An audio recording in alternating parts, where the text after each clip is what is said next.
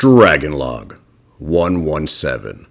It has been a week since I last saw the Phantom Dragon. I began traversing the United Regions with my noble steed, Pascarella. We crossed many rivers, hills, and rocky terrain on our way to the west coast, where I could still smell the scent of the sea dragon. Part of me was curious why the scent wasn't traveling. Could it be that the sea dragon has already met its fate? I shook the thoughts away from my mind. I still had a goal to reach, and the only way for it to be met will be to find and locate these dragons. Pascarella and I were riding through the Vagnatic territories. The territories encompassed a large desert region within the United Regions. This desert was much smaller than the one I traveled through on the continent of Fika, but that didn't mean the dangers were going to be minuscule. I could sense that I was being watched from somewhere within the desert. It's a strange feeling, but it is one that I can trust, knowing that my senses were heightened by the draconic canine. I looked, but could not see much through the sand that was flying around the wind. I attempted to listen and hear for shifting sand, but nothing outside of the wind was causing the sand's movements. I knelt down and touched the sand. It was then my senses went onto high alert. I jumped into the air and unsheathed my sword and readied my shield. At first, I thought it was a sand crawler, but then I got a very good look at it. It was a dragon, or more like a drake. This dragon had earthly colors, a long tail, and a rocky exterior. I thought I saw its skin shifting, but I was pretty sure it was a hallucination. Needless to say, I was wrong.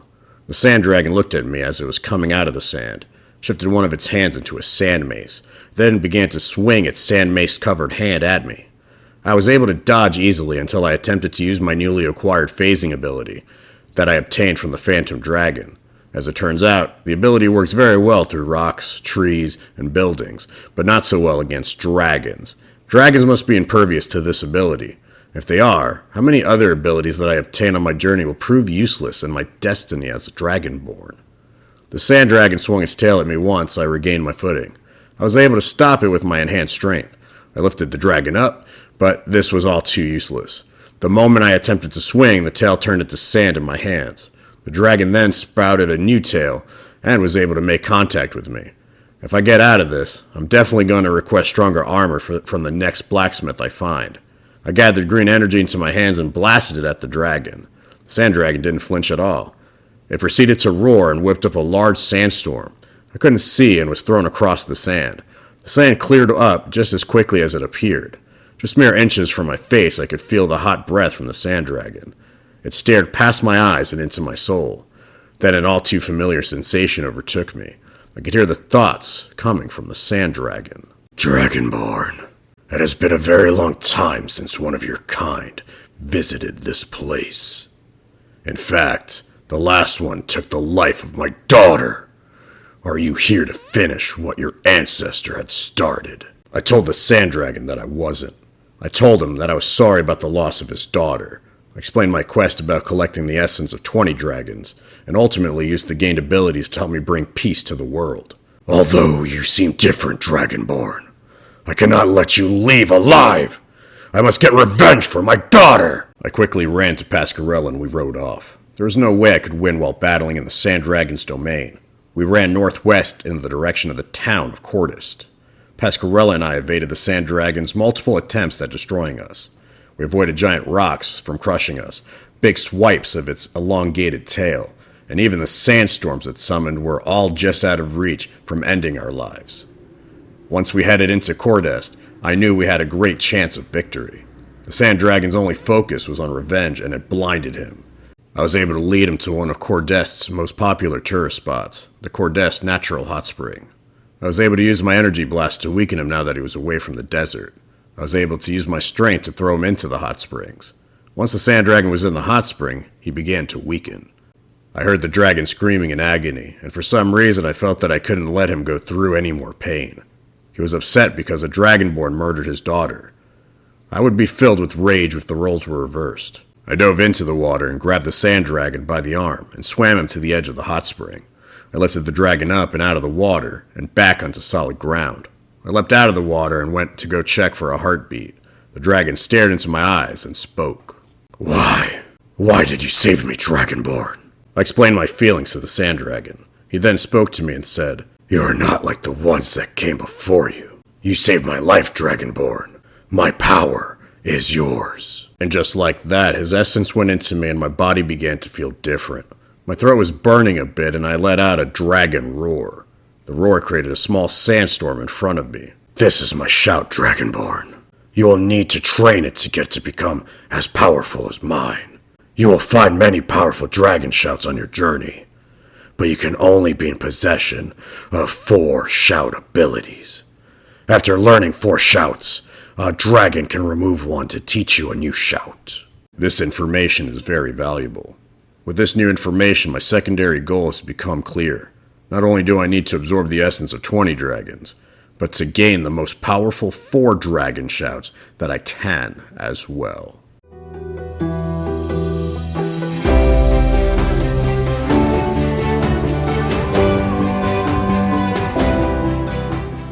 Dragon Log 121. After the Sand Dragon left to return to the Vagnetic territories, I decided to spend a little time in Cordest.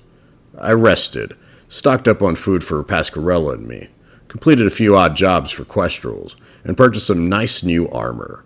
Everything has been looking up for Pascarella and me. We were just a couple days' hike from the Sea Dragon I had been tracking, and I had been gaining more power from absorbing dragon essence. I really felt like nothing could go wrong. I really should have known better. I found a place just outside of Cordest where I could train my new shout. Attempted using it where no one could get hurt. Although, to be honest, my shout created more of a sand breeze than a sand storm.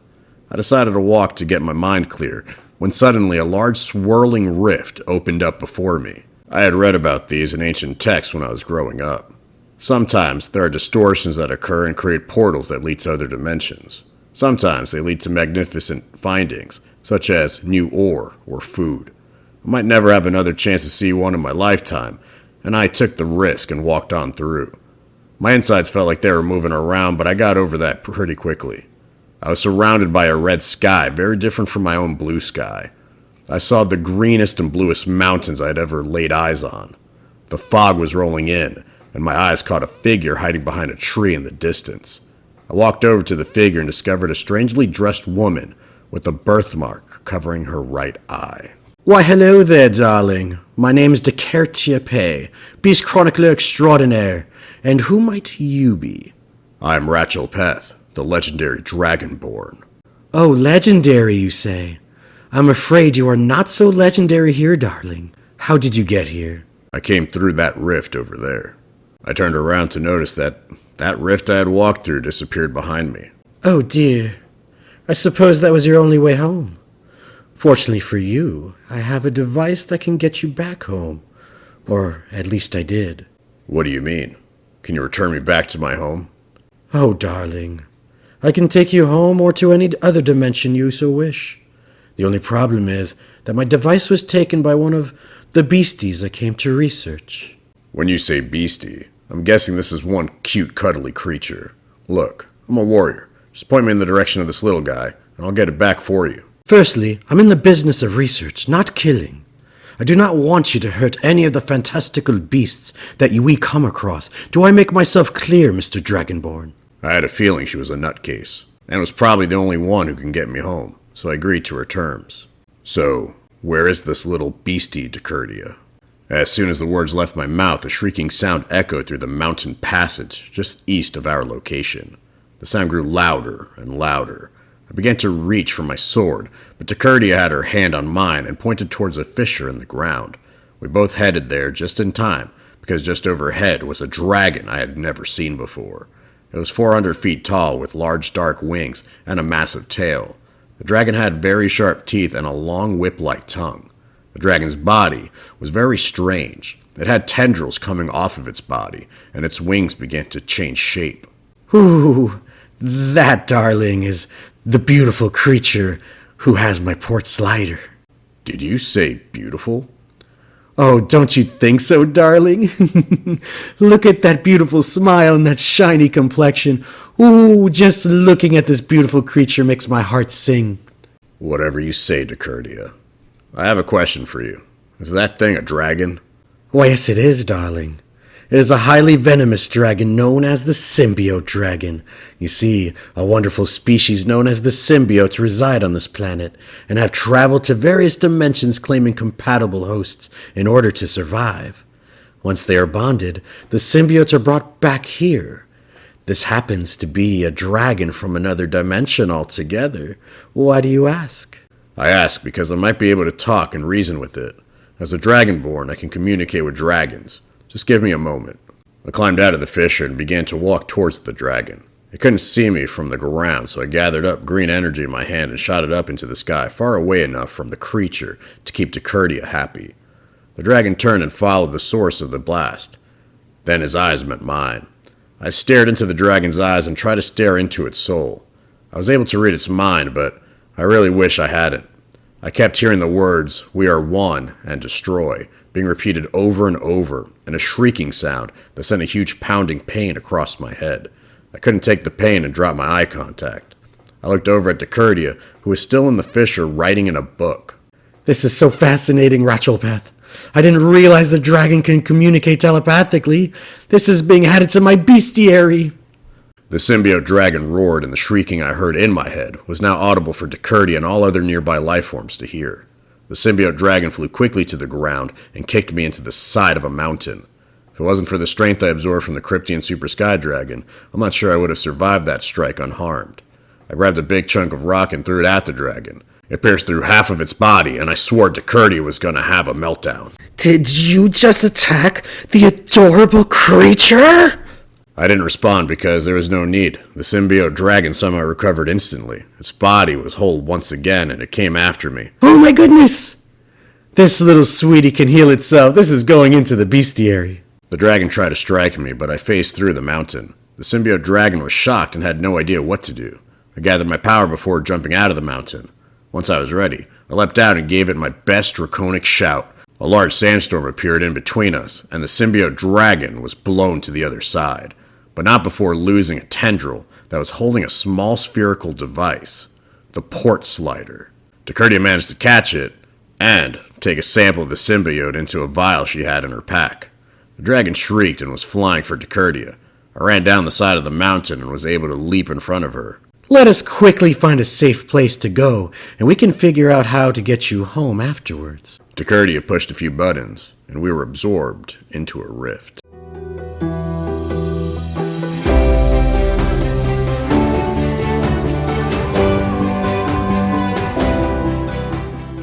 Dekurdia and I ended up in another dimension. This one was similar to my own. There was plenty of plant life and free-roaming animals. The breeze was calming, and I felt like we could catch our breaths after that disaster with the symbiote dragon. What was it like speaking with the symbiote dragon, Ratchelpath? Well, it was very different than speaking with the dragons from my world. The dragons where I come from are sentient, emotional, powerful, and spirited. The dragon we came face to face with was all monstrous.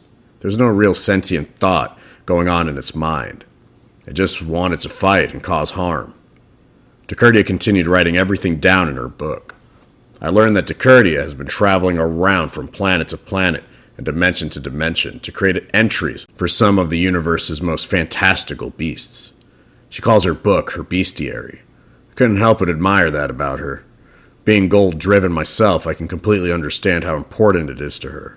We spoke for a few hours as we waited for the port slider to finish charging from our last trip. The port slider was almost finished charging when we began to feel the earth shake.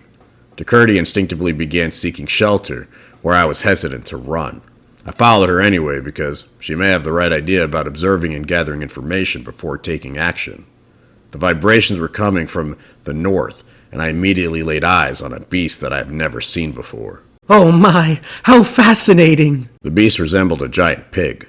It couldn't have been more than 50 feet in height. It had blue skin and was covered in red fur, feathers, or rose petals. Well, either way, its shoulders and alongside its back had spikes protruding out. It moved very quickly for a creature of its size, and it was heading right for us. Dekurdia, I know I promised not to hurt your beasties, but if I don't act now, we'll both be destroyed. I'll allow you to scare the poor baby, but do not harm him. He's a magnificent creature, after all. I felt like she knew something, but I didn't have time to ask questions. I charged up the green energy in my hands and fired it just in front of it. The creature just leapt to the side before the blast made contact with the ground. It's as though it was able to sense my attack. I ran towards the creature and tried to confuse it, When it leapt to stomp on me, I used my phasing powers to pass through the ground and appear on the other side. I then grabbed its back hoof and swung the giant creature across the field. Surprisingly, the creature was able to flip itself in the air and land gracefully on its hooves. Decurdia, tell me, what do you know about this creature? I thought you'd never ask, darling. This magnificent beastie is known as a porkalisk. It is a relative of the basilisk species. Are you saying this thing is a dragon? Oh, how fascinating. What are the odds that we will run into another fantastic beast? Darling, I just love my job. I would have normally gotten frustrated, but I was a little busy with the porkalisk. It charged at me again, and I did my best to scare it off by shooting blasts at the ground. But this thing had no fear. I kind of admired that.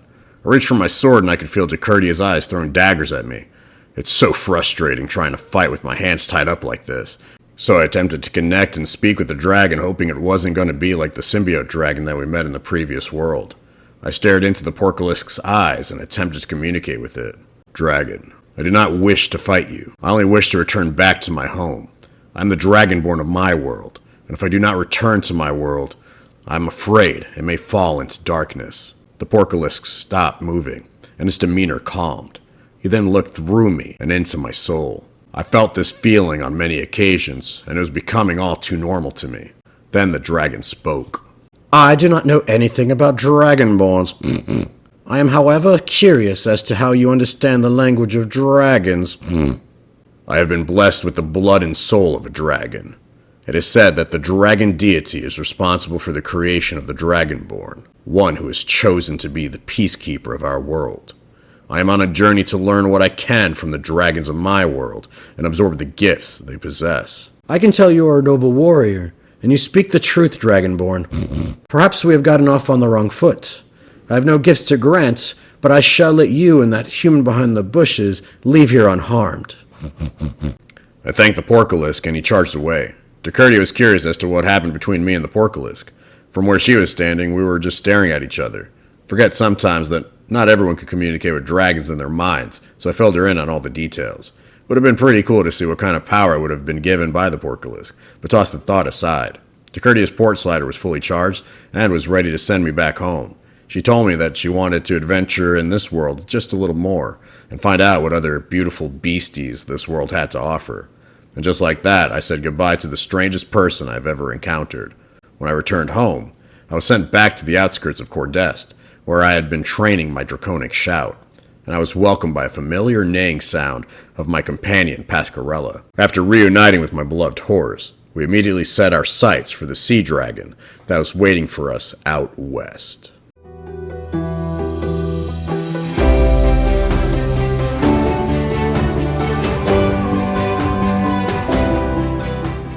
Alright guys, I hope you all enjoyed this episode and the rest of the Dragon episodes I created for this triple feature series. Guys, I was really excited about it, really super stoked about the way the art came out and the stories and how it all kind of combined, and I'm just in love with it, man. If you did, please leave this video a like and comment down below which dragon was your favorite. If you're new to this channel, please consider subscribing so you can stay up to date and watch more story and speed paint videos like this one. On a somber note, I also need to let you guys know that I'll be taking a couple of weeks off from posting because I've got a few things to take care of and focus on for my second job, and I really need to take care of those things before the summer begins and I take off for the summer like I did last year. But before I go away for the summer, I'll be releasing the third installment of my S-Verse Chronicles, the Gods and Champions War Saga. I've got an entire playlist filled with original stories and heroes and villains that reside in that universe. So guys, I can't wait to see y'all then. Y'all have a good one. Take care. Bye-bye.